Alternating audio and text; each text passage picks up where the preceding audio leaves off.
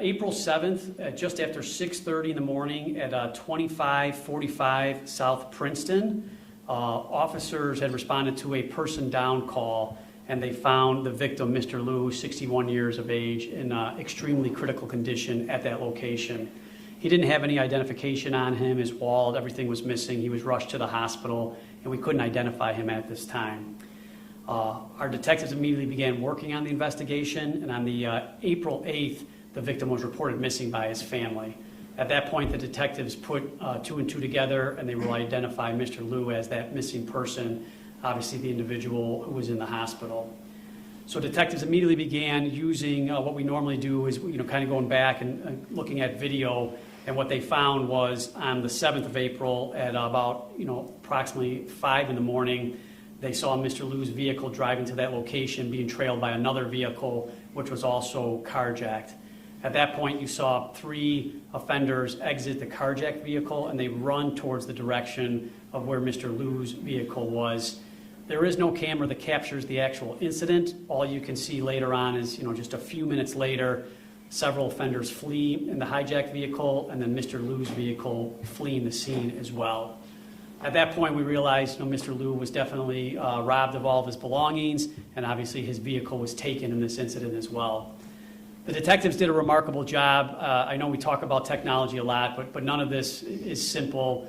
They worked countless hours trying to track both of the vehicles, trying to go look at several different license plate readers, and eventually they are able to locate the vehicle at a specific location. Once they're able to locate the vehicle, once again, they use other technology information, including Mr. Liu's credit card, to kind of track where the vehicle went in several days. Once they do that investigation, they are able to eventually get some video which shows some of these offenders' faces, and then based upon the location where Mr. Liu's vehicle was actually located, the detectives once again do a remarkable job of placing the offenders in that area. They go back to that area, and then using video and other technology, they're able to identify one of the offenders who was charged tonight as one of the people responsible, for this incident.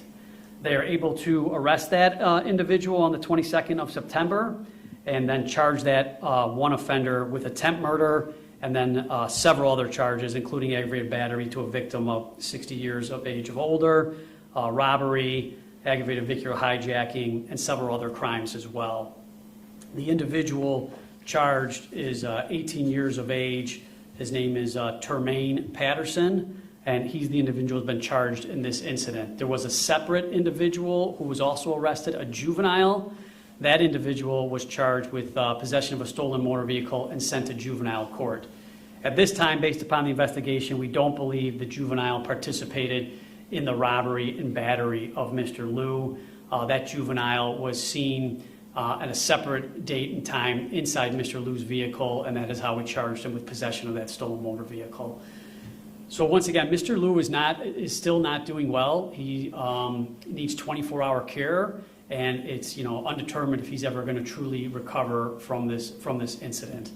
So I want to thank the detectives and all the people from the community that also assisted and were able to provide video in order to get this extremely dangerous offender charged and removed from the streets. Now I'm going to turn over to Don Jerome and then the alderman, and then if anybody has some questions, we can take a few questions. Don? Good evening, everyone. I'm Commander Don Jerome from the 9th District.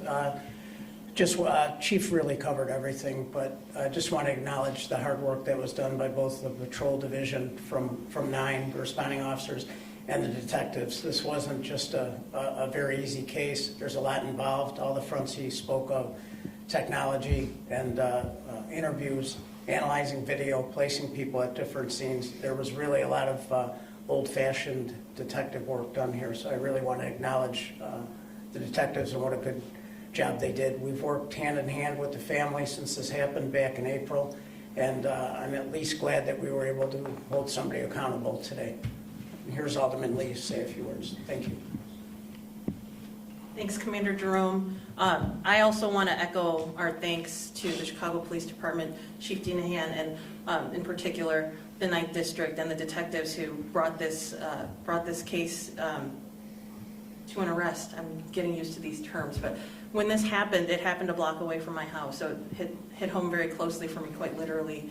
And we've been working closely with the 9th District and with his family, and we're so glad that an arrest was made today.